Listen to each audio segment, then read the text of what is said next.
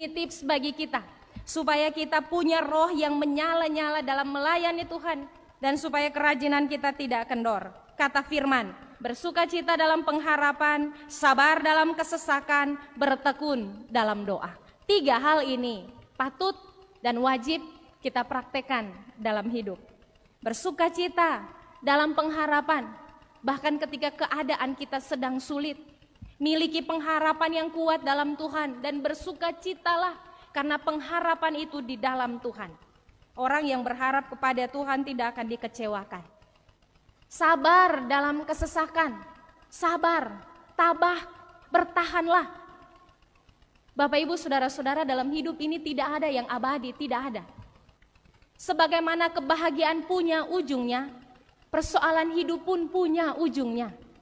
Sebagaimana masa-masa bahagia punya ujungnya, punya akhirnya, demikian juga masa-masa sukar punya akhirnya.